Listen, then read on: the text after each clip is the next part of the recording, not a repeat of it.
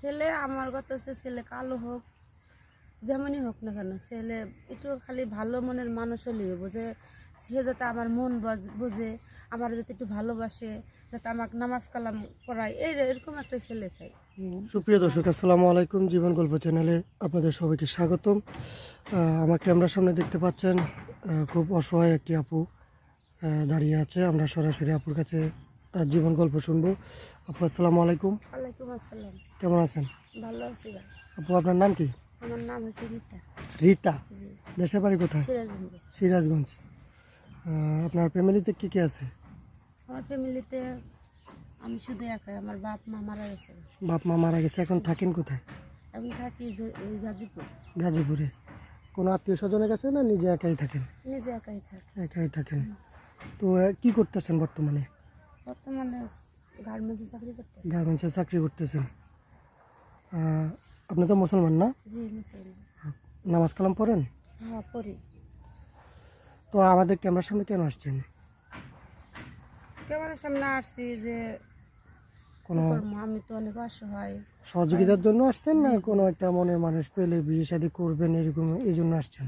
ওরকম হলে তো মনের মানুষের লাগে মানে আসছি যে যদি আমার কপালে যদি একটু ভালো একটা বিয়ে হয়, এই জন্যই আমি আপনাদের কাছে আসছি। যে আমি দেখেন অনেক বছর ধরে গার্মেন্টসে চাকরি করতেছি, না পারতেছি, কোনো কিছুই করতে পারতেছি না। আমারও তো বয়স হয়ে গেছে, 27 বছর হয়েছে।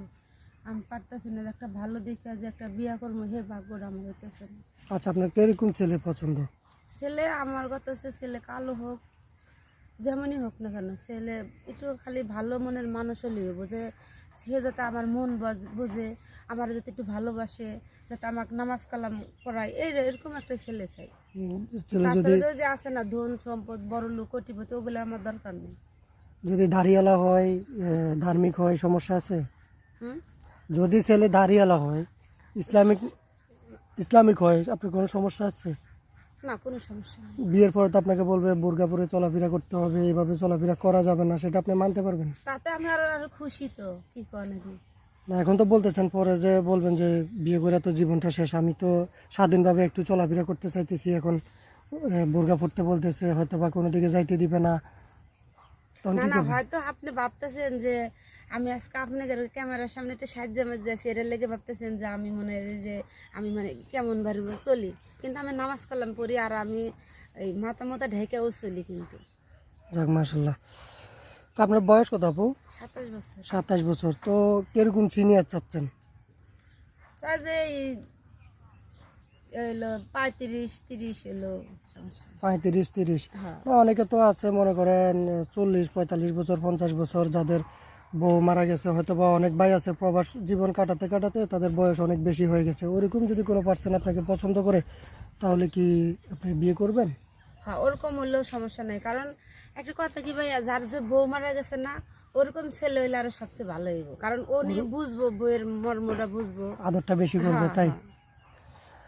আচ্ছা, যাই হোক আপু, দেশ থেকে প্রবাস থেকে অনেক ভাই আপনার এই ভিডিওটি এই মুহূর্তে দেখতেছে, অনেকজনে কমেন্ট করতেছে। তো আপনার সাথে যদি কেউ যোগাযোগ করতে চায়, কিভাবে যোগাযোগ করবে? ওই যে আপনাদের যে নাম্বারে ফোন করছে, ওই নাম্বারে যোগাযোগ করলে হবে। কেন, আপনার কোনো নাম্বার নেই? না না না, আমার মোবাইল নেই। এখন এই সময় কারো মোবাইল নেই, নাম্বার নেই বললে এটি মানুষ বিশ্বাস করে?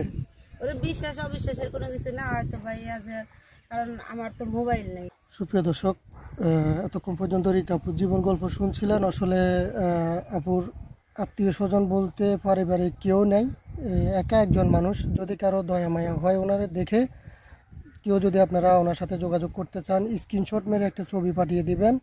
বারবার কেউ ফোন কল করে বিরক্ত করবেন না, ভিডিও কল একদম দিবেন না।